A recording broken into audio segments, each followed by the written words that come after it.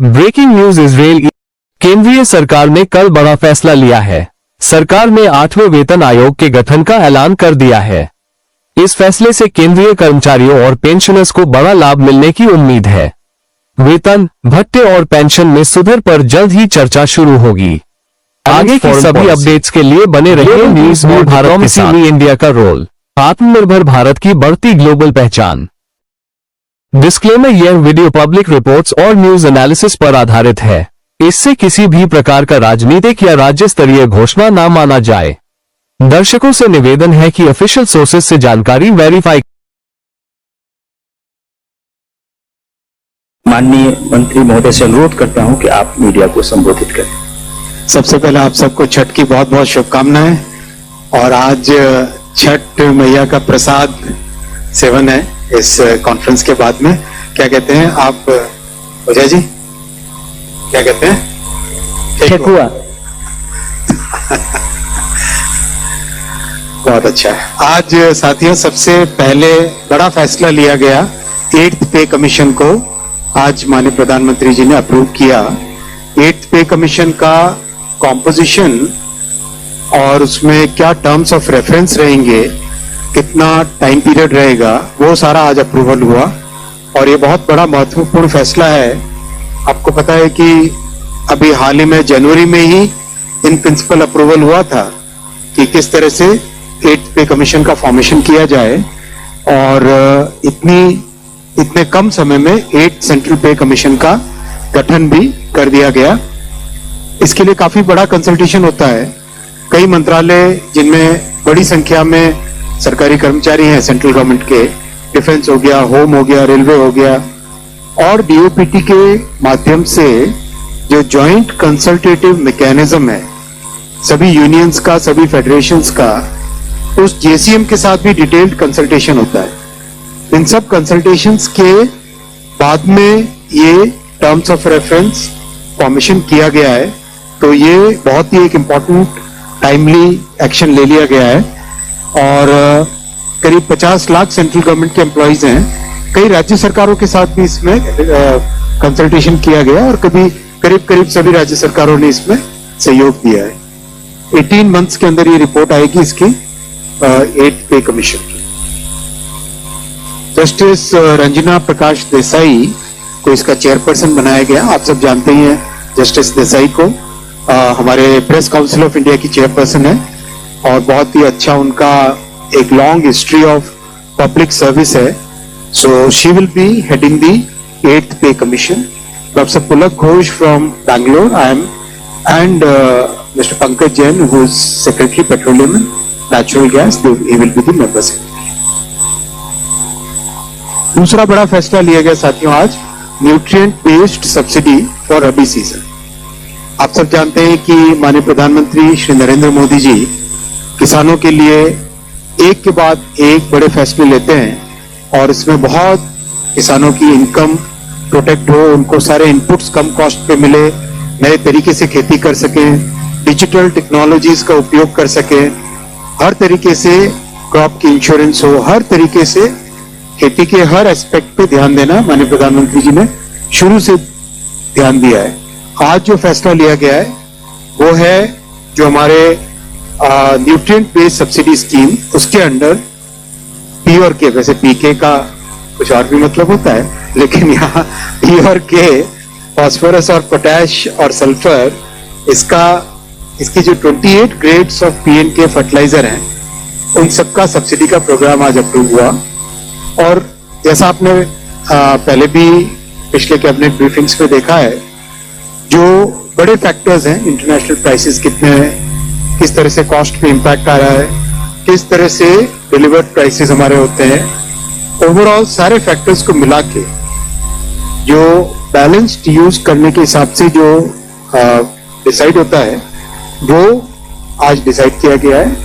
और phosphorus, potash और sulphur के रुपीस पर किलोग्राम, नाइट्रोजन का भी NPKS, इनका रुपीस पर किलोग्राम के ये प्राइसेस डिसाइड हुए। पी और एस न्यूट्रिएंट्स है जो कि इसमें रबी में काफी बड़ी मात्रा में यूज होते हैं, उसके प्राइस करीब 1 to 10% हायर है compare to the previous prices subsidy actually. Then cabinet approved about 37,952 crore rupees का इसका जाएगा टोटल आउटगो और 1 अक्टूबर 2025 से ये रेट्स एप्लीकेबल हो जाएंगे. डीएपी और टीएसपी ट्रिपल सुपर फॉस्फेट और डाई अमोनियम फॉस्फेट ये दोनों सबसे बड़े हाईली कंज्यूम्ड फर्टिलाइजर के कंपाउंड्स हैं. इनका करीब 60% इन दोनों का कम होता है कंजम्पशन. इन दोनों के लिए एक स्पेशल पैकेज भी रखा गया है जिससे कि जो फार्मर्स को किसानों को जो रेट मिले वो रेट बिल्कुल कांस्टेंट रहे, वो बिल्कुल न बढ़े. ओवरऑल ये सारा का सारा जो पूरा प्रोग्राम है इससे हमारे किसानों को इस रबी सीजन में बहुत बड़ी राहत मिलेगी और उनके लिए कोई भी रेट आगे ना उनके लिए कोई रेट बढ़ेगा नहीं और जो भी एक्स्ट्रा बर्डन होगा वो बर्डन सरकार वहन करती है. इस तरह का ये फैसला है साहब. मैं अब आपके क्वेश्चंस लूं. आज क्वेश्चन हम उल्टे We'll take from the left side first. नहीं वजह से आप नियम थोड़ा बदलेंगे आज इधर से. अच्छा, okay. So questions from right side. First, second row में कोई नहीं, third row में ठाकुर साहब चले.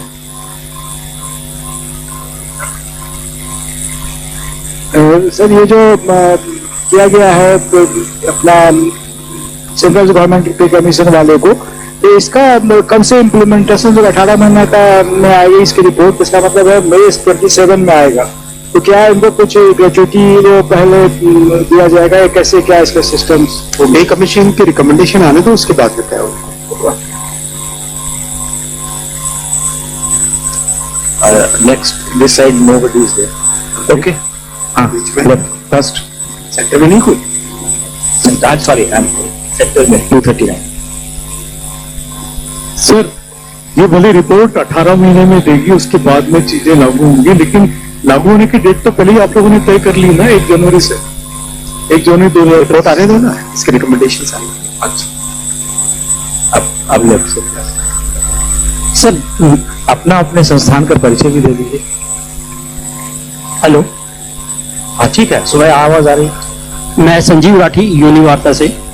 सर मेरा भी सवाल यही है कि इम्प्लीमेंटेशन का इसमें रिकमेंडेशंस में ही कुछ आएगा या नॉर्मली ये माना जाता है कि भाई जैसे 2026 में ये ड्यू हो गया है तो 2026 से ही माना जाएगा, इम्प्लीमेंट होगा, या इसके लिए अलग से कुछ आएगा? नहीं, इसका स्पेसिफिक अभी तय होगा जब ये कंप्लीट इसके रिकमेंडेशन होंगे और इसकी एक इंटरिम रिपोर्ट आती है, उसमें इम्प्लीमेंटेशन की डेट तय होगी. सर असीम मनचंदा सीएमडीसी आवाज से. सर ये जो सब्सिडी अप्रूव हुई है वो कितनी अमाउंट है और ये किस ईयर के लिए अप्रूव हुई है? अमाउंट है 37,952 करोड़. तो ये पूरा अमाउंट ये हमारा रबी सीजन है. रबी सीजन अक्टूबर से लेके करीब मार्च तक. अक्टूबर से. Second row Deepak. Sir, I'm Deepak from Times of India, sir. You said that this commission will, give the report in 18 months.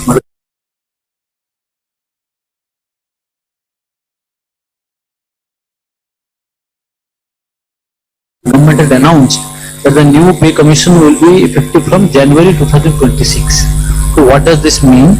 And obviously everyone will think that that was done just before the Delhi election because Delhi had not a number of central government employees. So can you just throw some light? करीब देखो, norms already तय ही होते हैं कि इस तरह से कौन से डेट से इसका इम्प्लीमेंटेशन होता है, लेकिन इसका जो फॉर्मल तरीका है वो फॉर्मल तरीका है कि इंटरिम रिपोर्ट में इसकी एग्जैक्ट डेट आएगी. मोस्टली 1 जनवरी 2026 से ही होगा.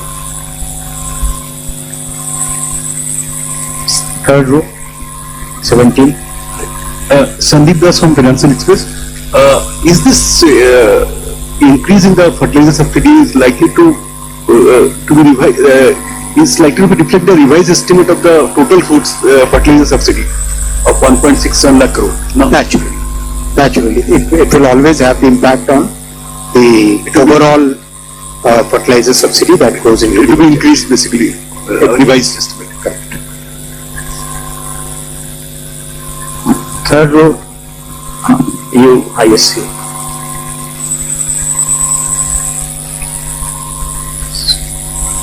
Anyone wants to ask? Okay.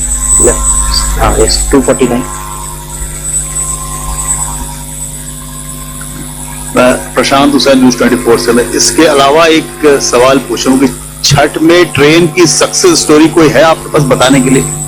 बहुत सारी है, पैसेंजर से पूछिए। वैसे आज कैबिनेट का ये डिस्कशन, ये प्रेस कॉन्फ्रेंस नहीं। 49. सर किसानों को सब्सिडाइज अपना परिचय भी देते हैं। जी, अपना परिचय प्लीज दे दें। डॉक्टर अतुल कुमार, एक पत्रकार हूं सर। जी। किसानों के जो सब्सिडाइज बैग होते हैं वो मिलते नहीं, और आम जो एमआरपी के रूप में है, गलत कह रहे हैं। उसके लिए शिकायत पहले अपने अगर एक सेकंड, ये आप गलत कह रहे हैं, जरा फील्ड में जाके पता करिए। वहीं से तो बता रहा हूँ सर। आगे दूसरा लीजिए। सर वो उसकी शिकायत पूनम जी